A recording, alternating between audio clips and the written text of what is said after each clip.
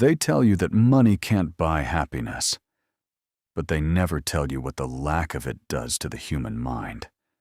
They don't tell you how it twists your stomach into a permanent knot, or how the silence of a freezing room can make your own heartbeat sound like an accusation. It was exactly 3:11 a.m. on a bleak Tuesday morning. Outside the frosted glass of Unit 4B, the wind howled through the alley, sounding like gravel being violently thrown against raw tin.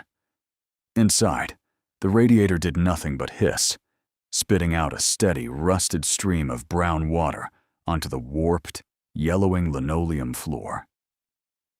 Marcus stood over the kitchen sink, his shoulders hunched, his entire body shaking from a deep, systemic fatigue that sleep could no longer fix. The water coming out of the tap was freezing cold.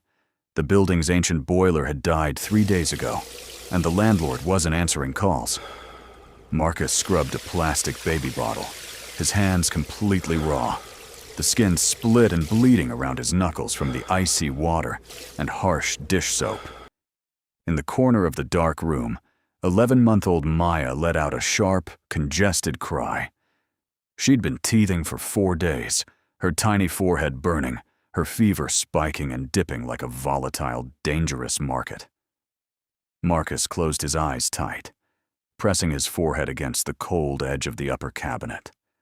A deep, throbbing ache vibrated in his chest. He felt like a ghost inhabiting a broken machine. He wiped his wet, stinging hands on the thighs of his faded jeans and reached for the counter. His fingers wrapped around a cheap smartphone, its screen shattered into a spiderweb of cracks. With a trembling thumb, he logged into his banking app. He didn't want to look, but he had to. He prayed for an administrative error. He prayed for a delayed check to miraculously clear.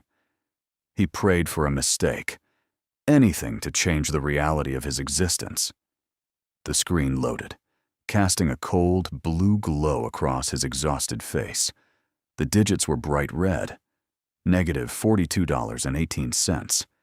He had been waiting on a $300 logistics consulting check from a local independent driver for over 2 weeks. The driver wasn't paying, the bank wasn't waiting, and the world didn't care. Every door was locking from the outside. Every bridge he had ever built was burning to ash.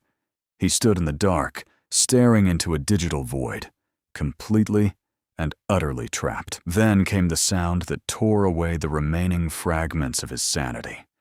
The bedroom door swung open, and the floorboards creaked. Vanessa walked into the kitchen. She wasn't wearing pajamas. She was wearing her heavy winter coat, zipped all the way up to her chin, her gloved fingers tightly gripping the handle of a massive, overstuffed suitcase. There was no sadness in her eyes, no tears, no hesitation. Her face had hardened into a mask of pure, unadulterated contempt.